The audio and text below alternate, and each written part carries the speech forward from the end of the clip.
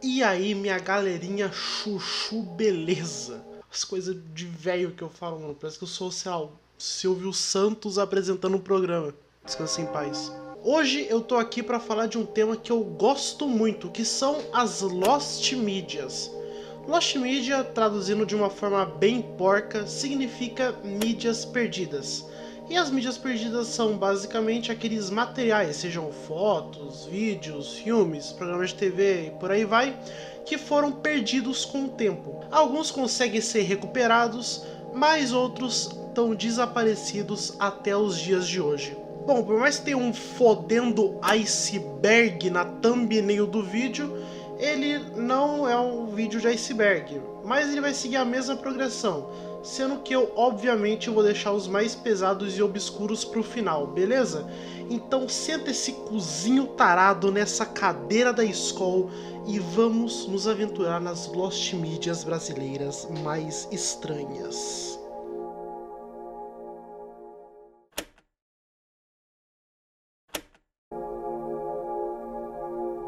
Pois é, vocês acharam que esse vídeo não ia ser assustador, né? Pepe e Neném são duas irmãs gêmeas cantoras que fizeram muito sucesso no começo dos anos 2000, ganhando inclusive um fodendo disco de ouro com o seu primeiro álbum. A banheira do Gugu eu imagino que dispensa apresentação, né? Era um pornozaço que passava no domingo de tarde pra toda a família brasileira se reunir e aquele seu tio broxa pervertido não tirar o olho da TV. Mas acontece que o jogador Roberto Carlos disse em 2 dos 5 milhões de podcasts perdidos por aí que na vez dele de ir na banheira do Gugu, ele ia com a Pepe e com a Neném. Bom, acontece que um usuário no Reddit da Lost Media Brasil falou que não sabe se esse episódio realmente aconteceu ou foi só história de pescador do jogador, já que não temos nenhuma gravação desse episódio. Destaque que ele também disse que tinha um crush nas duas e outro cara comentou embaixo que amassava elas, mas isso não vem ao caso, ok? Esse aqui é um clássico, mas sempre vale a pena comentar sobre. No ano de 2003, o Domingo Legal, ainda apresentado pelo Gugu, exibiu uma entrevista com 2 supostos membros do PCC. Os criminosos assumiram a autoria do sequestro do padre Marcelo Rossi, que tinha acontecido uma semana antes da matéria ir pro ar. A dupla também ameaçou outras personalidades famosas, como o Datena, Marcelo Rezende e até o vice-prefeito de São Paulo na época, o Hélio Bicudo. Olha o nome desse cara, velho. Velho bicudo. A repercussão dessa entrevista foi gigante na época, tanto que no dia seguinte o Datena falou no meio do programa dele sobre essas ameaças. Marcelo Rezende também falou sobre o ocorrido no seu programa. Inclusive ele até entrevistou o Hélio Bicudo, que estava completamente puto da cara com a entrevista. Na semana seguinte, o Gugu simplesmente invadiu o programa da Hebe Camargo para se desculpar sobre o ocorrido. Claro, tirando o cu dele da reta. No programa, ele disse que não teve acesso ao material antes de ir ao ar e culpou 100% o SBT pelo ocorrido. O negócio foi tão absurdo que o próprio líder da facção disse que a entrevista era falsa e que os 2 entrevistados não faziam parte do PCC. Mesmo tendo os trechos da Atena tiltado e do pedido de desculpas do Gugu, a entrevista completa com os falsos PCC está perdida.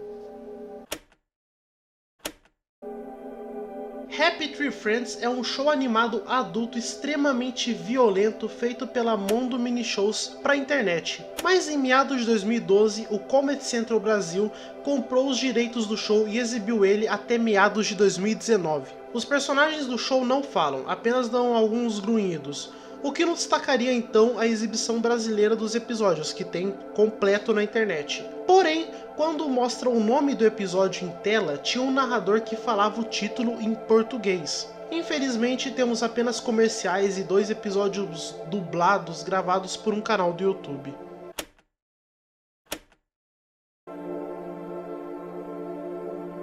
Em um belo dia, essa imagem maravilhosa foi upada na internet. Simplesmente o Datena com um sapato na mão e um miquete perguntando se o público quer ver ele comendo o sapato. Essa imagem foi dada como falsa por muitos anos, pois ela foi uma montagem feita pelo icônico Cid Cidoso do blog Não Salvo. Mas em 2022, um usuário postou no Reddit da Lost Media Brasil uma matéria da Folha de São Paulo, datando de 2005, que continha uma foto da Atena mastigando o maldito sapato, o que provava que esse programa realmente tinha ido ao ar. No mesmo ano foi encontrada a foto que o Cid editou, mas com a enquete original, sendo menos bizarra que a da edição. Porém, o episódio dele comendo um sapato, infelizmente, ainda é uma mídia perdida. Miguelito foi um show de comédia lançado pela Rede TV no ano de 2000, com a intenção de competir com Chaves. Pois é, os caras pensaram que tinham chance mesmo contra Chaves. Foram feitos 22 episódios pro show, mas apenas 5 foram pro ar, porque o programa teve um ibope incrível de 1 ponto. Meus parabéns. Por muitos anos apenas tivemos um comercial anunciando que o show iria lançar. Mas em 2023, um anjo chamado Paulo Dias 95, que inclusive é neto de um dos atores do show, postou os 5 episódios exibidos em seu canal no YouTube, fazendo com que apenas os 17 que nunca foram ao ar continuem perdidos. Por mais que em 2020 tiveram aquelas acusações extremamente pesadas, resolvi deixar esse tópico aqui no começo por ele não envolver esse ocorrido. PC Siqueira teve um programa na MTV chamado PC na TV, que durou entre 2011 e 2013. Depois de sua saída da MTV, ele continuou com um formato parecido na internet, quando criou o quadro PC no PC, tendo participações até do Cauê Moura, que era super amigo dele. Depois de todas as suas polêmicas de 2020, tudo do canal dele foi apagado e restou apenas um vídeo, que hoje em dia também não está mais no ar. Quando o canal do Zelune ainda se chamava Zord TV, quem que vai lembrar dessa época, hein? Ele postou um vídeo chamado Trolei Meu Gay dizendo que era mãe, pra zoar aquela modinha de vídeo de trollagem falando que era gay pros pais. Então provavelmente esse vídeo é de meados de 2013. Na paródia ele estava do lado do gay dele. Que absurdo falar isso em voz alta, velho. Conversando com um suposto filho pelo telefone. Então o gay fica puto com o fato do Zelune ser mãe e dá um puta tiro de 12 nas costas dele. O Zelune era meio doente. Infelizmente, essa obra-prima da dramaturgia brasileira é uma mídia perdida. Esse é um curta supostamente brasileiro lançado em 1897, dirigido por Vittorio Di Maio. Até hoje não se sabe se esse curta é realmente brasileiro, pois Di Maio apenas trabalhava com aparelhos de projeção, até hoje desconhecidos, e teria sido extremamente complicado de gravar na época, pois não havia material cinematográfico disponível. Alguns pesquisadores defendem que o curta é sim brasileiro, por ele fazer referência a Petrópolis. Porém, outros pesquisadores acreditam que Di Maio simplesmente mudou o título de outro curta estrangeiro, com a intenção de enganar a população de Petrópolis. Outra coisa que reforça isso é que o suposto cineasta nunca disse nada sobre as exibições e o paradeiro deste filme.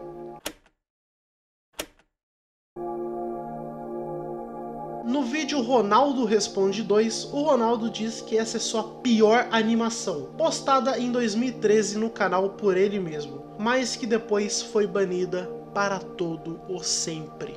Gato Galáctico, qual foi a sua pior animação na sua opinião? A minha pior animação é uma que eu tirei do canal já faz tempo. Eu vou mostrar aqui um trechinho rapidinho. Ela é banida, proibida do meu canal. Porque na verdade eu fiz ela muito tempo atrás, assim, bem antes de eu começar o Gato Galáctico. E eu cheguei a colocar no Gato Galáctico por um tempo, mas eu removi ela pra sempre. Bom, Chaves dispensa apresentação, né? No ano de 1991, ocorreu uma enchente nos estúdios do SBT, o que impossibilitou a emissora de gravar qualquer coisa nos estúdios, tendo que fazer uma programação improvisada naquele momento. Foi então que, no lugar do programa Telejornal Brasil, o SBT colocou Chaves para passar. A velha estratégia sempre funciona. Segundo alguns relatos, esse episódio não tinha passado antes e ele estava em péssima qualidade, e o final estava cortado inclusive. No início de 2010, uma rapaziada começou a falar que lembra de ter assistido esse episódio no dia, intitulado de O Revolvinho do Chaves. mas ninguém tinha nenhuma gravação dele. Foi então que muita gente começou a caçar uns mexicanos para puxar a revista Teleguia, pois ela tinha a programação completa dos canais do México, e lá esse episódio poderia estar listado. Apareceu um homem que disse que na Teleguia da data 25 de setembro de 1972, às 8 da noite, havia um episódio parecido com a descrição desse do Revolvinho. O episódio se chamava Los Tronadores, e sua sinopse diz: Chaves causa pânico entre os vizinhos quando suas bombinhas trovejam. Apesar disso, nada confirma que Los Tronadores seja o episódio exibido naquele dia pelo SBT. Eu sei, esse nome é muito absurdo, mas tem como explicar. No ano de 2006, a TV Cultura participou naquele ano do Dia Internacional da Criança na TV. O tema daquele ano era Unidos pelas Crianças, Unidos contra a AIDS. E, para isso, a TV Cultura chamou vários médicos especializados para falar sobre. Durante uma hora de programa, 4 palhaços receberam alguns pacientes para dividir dúvidas sobre a doença. E um desses pacientes era o Fodendo Júlio do Cocoricó. Infelizmente, esse evento histórico é uma mídia perdida, tendo apenas uma reportagem sobre o programa especial. Agora é Tarde é um programa de entrevista apresentado pelo Danilo Gentili, o que antecedeu o programa De Noite atualmente. No Natal de 2013, o programa reuniu apenas a nata da TV brasileira, com a presença do Gil Brother, Diguinho Coruja e a Inês Brasil. Dá pra imaginar o nível do programa. Pra vocês terem uma ideia, o programa acabou com uma guerra de comida na hora da ceia e com seguranças tirando alguns convidados do palco. Sim, isso chegou a acontecer. Obviamente a Band não gostou nem um pouco disso e pediu para não exibirem aquele episódio, o que tornou o arquivo uma lost media, restando apenas algumas gravações de pessoas que estavam na plateia naquele dia. Passa ou repassa, eu acho que dispensa apresentações, né? Acontece que em 1996 o programa ia estrear sua nova temporada, com a apresentação do saudoso Celso Portiolli, que assume o programa até hoje. Segundo o Celso Portiolli, quando ele foi fazer o piloto, ele foi vaiado por 250 alunos assim que ele pisou no palco. Isso aconteceu porque ele tinha parado no lugar errado. Sim, 250 pessoas vaiaram ele por esse motivo. A única prova que temos que esse piloto realmente existiu foi a própria matéria do Celso Portiolli relatando o ocorrido.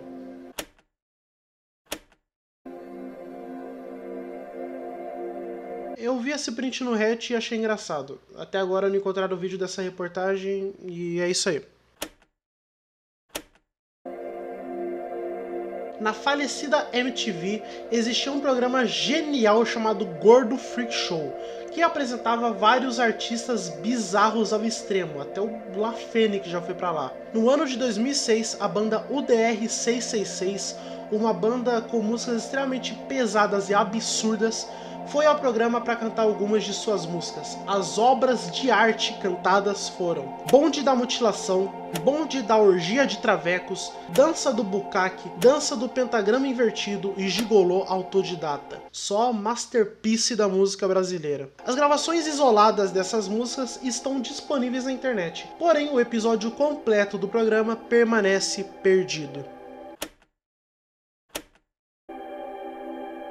Nas Garras da Patrulha foi um programa humorístico de esquetes exibidos na TV Diário. O programa apresentava fantoches para suas esquetes. Você provavelmente conhece esse programa porque ele ficou muito famoso nos últimos tempos graças à internet. Acontece que existiram alguns DVDs piratas que eram simplesmente mixtapes de esquetes do programa, geralmente focando nos personagens Coxinha e Doquinha, que eram a principal atração do show. Desses DVDs piratas, apenas algumas capas maravilhosas, diga-se de passagem, sobreviveram. The Big Shit foi um filme de comédia dirigido por Renata Neves em 1998. Eu realmente não sei sobre o que se trata, mas pelo nome deve ser algo maravilhoso. Infelizmente só temos disponível na internet o trailer do filme e um clipe da música Wipe Out 2, feita pela banda Raimundos exclusivamente para o filme. Estrela Virgem foi uma paródia feita pelo Caceta e Planeta para zoar a novela Estrela Guia. O grupo chegou a gravar essa paródia, mas não foi ao ar porque o Chororó pediu para não zoarem a Sandy, que, bom, é uma péssima atriz.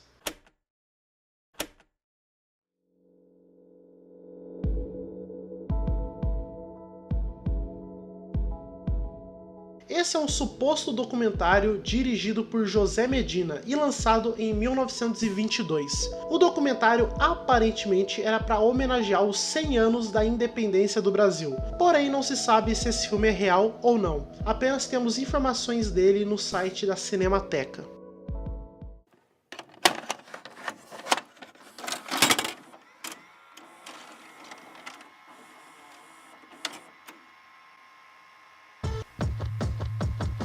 O programa a seguir não é recomendado para menores de 16 anos.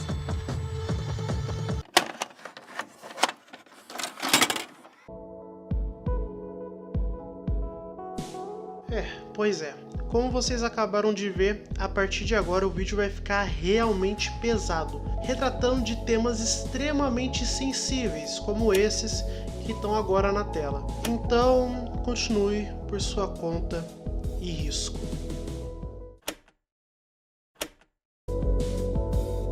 Acho que o Ayrton Senna dispensa apresentações, né? Um dos melhores pilotos que já existiu. Infelizmente, no dia 1 de maio de 1994, um acidente trágico levou sua vida. O acidente ocorreu quando o piloto liderava a corrida e, ao tentar fazer uma curva, perdeu o controle do carro e bateu em cheio no muro. Mesmo que as imagens exibidas pela televisão na época são de muito fácil acesso, as imagens da câmera de bordo do piloto foram cortadas antes que a colisão acontecesse, impedindo o acesso às últimas palavras de Senna, além de dificultar a investigação do caso. A tal gravação foi fornecida por meio da Associação de Construtores de Fórmula 1. Maurício Pazzarini, promotor-chefe do julgamento, disse que pediu as fotos do carro no dia 9 de maio de 1994, mas os representantes da Fórmula 1 afirmavam que elas não existiam. 2 anos depois, em setembro de 96, as autoridades finalmente tiveram acesso às gravações, mas Maurício acreditava que elas estavam adulteradas. Inclusive, ele falou para a mídia: "Tenho certeza de que as fotos fornecidas não estão completas. Vários detalhes mostram que esse é o caso." E no final, ele estava certo, pois a versão exibida pela Globo possuía 12.8 segundos, enquanto a memória do computador do carro dizia que a gravação completa tinha 14.2 segundos, ou seja, 1.4 segundos faltando. Desses 1.4 segundos, 0.9 foram mostrados em um tribunal, sendo confidenciais para o julgamento e deixando meio segundo perdido para sempre. Nos anos 80, existia um programa policial que era exibido durante as madrugadas no Ceará, pelo canal TV Uirapuru. Esse programa continha simplesmente assassinatos, acidentes, corpos dilacerados, esquartejados e sem nenhum tipo de censura. Tudo que era mais grotesco que podia passava nesse programa do Mão Branca, que era um repórter policial. O dono do post no Reddit da Lost Media Brasil citou alguns casos que ele lembra de ter sido exibido no programa. O acidente do voo VASP 168, onde vitimizou 6 pessoas. O programa simplesmente exibiu as imagens dos corpos com pedaços para todo lado sem nenhuma censura. Um suicídio de um cara que se jogou da torre da TV Uirapuru, onde o momento do salto e o impacto no chão foram filmados e exibidos durante a semana toda. O programa ficou no ar por alguns anos, até que parou de ser exibido. Porém, ele teve um espaço na rádio Cidade AM no ano de 2001, onde ficou no ar até 2002, após falecer vítima de um ataque cardíaco. Na internet apenas temos um comercial do seu programa e trechos dele na rádio, mas seu programa dos anos 80 está perdido.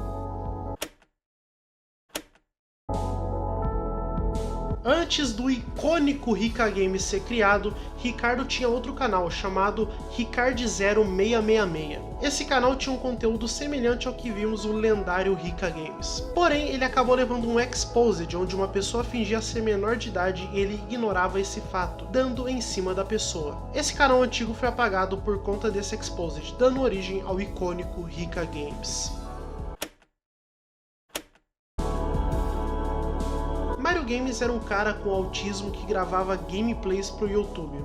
nada demais. Porém, algumas pessoas resolveram fazer trollagens, aproveitando de sua ingenuidade para dar umas risadas. Essas trollagens, no entanto, mostraram que Mario Games tinha um fetiche bizarro em cabelos ao vento, o que não seria tão ruim se ele não tivesse falado que não se importa de menores de idade mandarem fotos do cabelo aos ventos para ele. Isso fez com que uma usuária fingisse ser web namorada de Mario para conseguir acesso às suas redes sociais e suas galerias, que estavam repletos de nude. Ela contatou a família de Mario e apagou seu canal. Porém, antes disso, postou um vídeo exposed na conta de Mario, mostrando um pouco do que encontrou na galeria dele. Esse exposed é uma Lost Media, junto com vários outros vídeos antigos do Mario Games.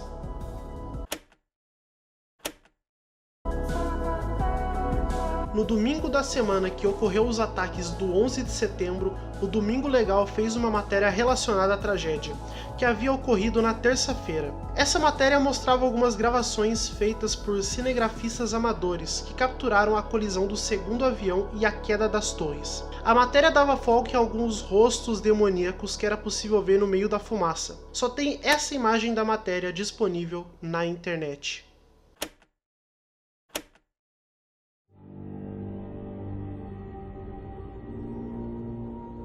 No ano de 2002, a penitenciária do Carandiru foi desativada e implodida. No entanto, antes do presídio deixar de existir, Gugu levou sua equipe e a sensitiva Socorro Leite para fazer uma limpeza no local. Olha o nome dessa mulher, velho. Desculpa. Eles exploraram as celas, os corredores e o pátio, sem poupar nenhum ponto da antiga penitenciária, enquanto a sensitiva se assustava e chorava com os espíritos que afirmava habitarem o lugar. Socorro estava com muito medo de avançar, mas o Gugu insistia para ela continuar, porque ele queria mostrar toda a área para os espectadores. Em uma das cenas, a sensitiva afirmou que tinha elevadores no Carandiru e desabou em lágrimas, desesperada, falando que não estava lá para fazer mal. O programa foi exibido em 2 domingos diferentes, sendo que a segunda parte foi postada no YouTube no dia 7 de novembro de 2021. E, no especial de 30 anos do Domingo Legal, foram mostrados alguns trechos da primeira parte, porém ela ainda se mantém como uma Lost Media.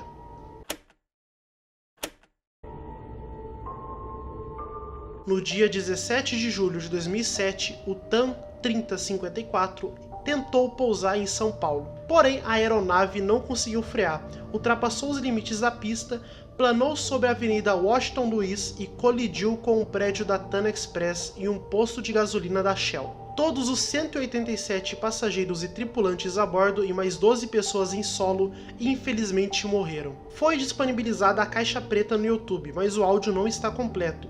Depois que a gravação acaba, vários gritos podem ser ouvidos. Depois ocorre um segundo impacto, mas o governo não disponibilizou por ser considerado perturbador demais. Eu vou exibir aqui o único trecho disponível, apenas 30 segundos dos 22 minutos que estavam na caixa preta. Caso você não queira ouvir, pule para o tempo que está na tela. Mas se você for forte, ouça o áudio a seguir.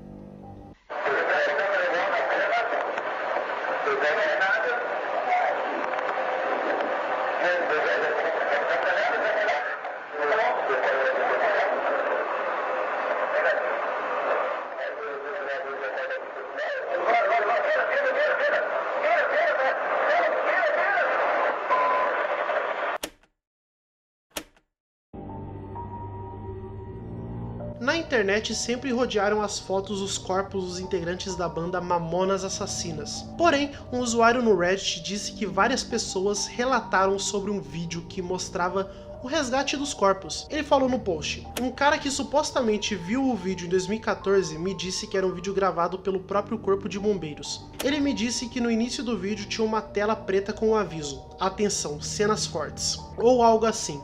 E daí começava a mostrar os corpos. Vi outra pessoa falando que alguém upou esse vídeo no YouTube em meados de 2012, mas que logo foi retirado. Não sei se essas pessoas estão falando a verdade ou é tudo mentira, como várias que inventaram a respeito da morte dos Mamonas.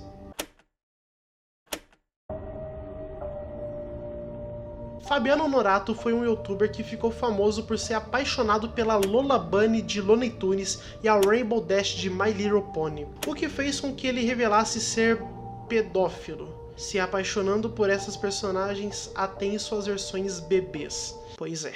O Fabiano gravou diversos áudios no Orkut, porém após o Orkut acabar, esses áudios acabaram sendo perdidos. Hoje em dia só tem um desses áudios dele pela internet, um áudio de 9 minutos, onde ele fala sobre seu amor pela Lola Bunny. Foi postado no YouTube no dia 25 de janeiro de 2014.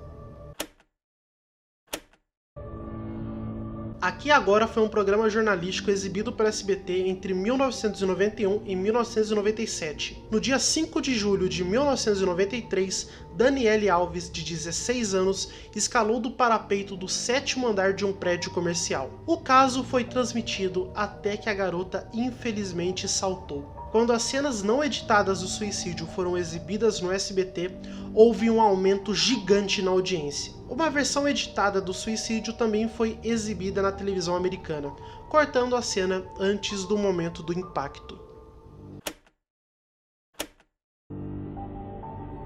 Nos anos 90, o Ratinho passava diversas matérias sensacionalistas no seu programa. Uma delas foi bastante polêmica, a história de um rapaz que foi a um desfile de carnaval fantasiado de vagalume, com uma lanterna acoplada na bunda. Uma hora o caba simplesmente esqueceu que estava com essa lanterna na fantasia e, hora que sentou, fez ela entrar por completo, sendo necessária uma cirurgia para retirar o objeto de dentro dele, que foi exibida no programa. Por muito tempo existiram apenas boatos se essa matéria realmente foi exibida, até que no dia 2 de outubro de 2023 a matéria foi publicada. Ela é extremamente gráfica e eu não recomendo ir atrás se você for fraco.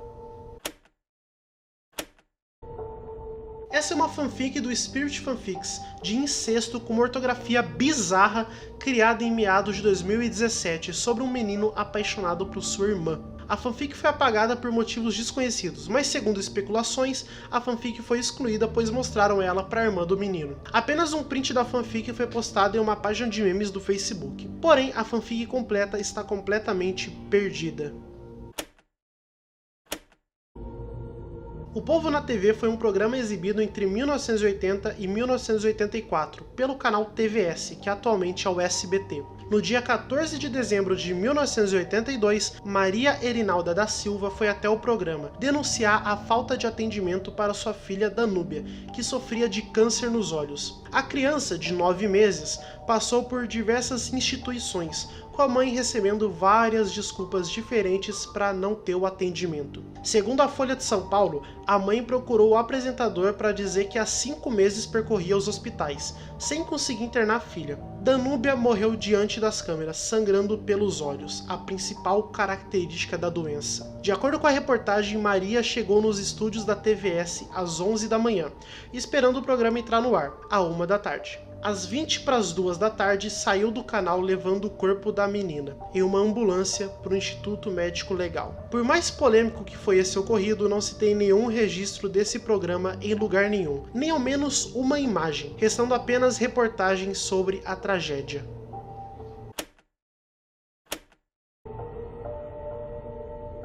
Essa história foi contada pelo youtuber Gema Please no canal Jogando Foda-se, durante a série de GTA San Andreas. O youtuber conta que estava comprando DVDs para sua coleção e encontra um filme chamado Crazy Dog, aparentemente normal. Porém, quando ele virou para ver a contracapa, ele percebeu que se tratava de um filme de zoofilia. Fica aí o trecho do relato dele. DVD, tentando tirar os DVD da frente dos outros DVD, catando DVD e tal.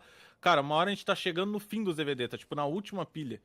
Eu puxo um negócio que o nome era, como é que era? Crazy Dog, eu acho, mano, o nome. Crazy Dog, tá?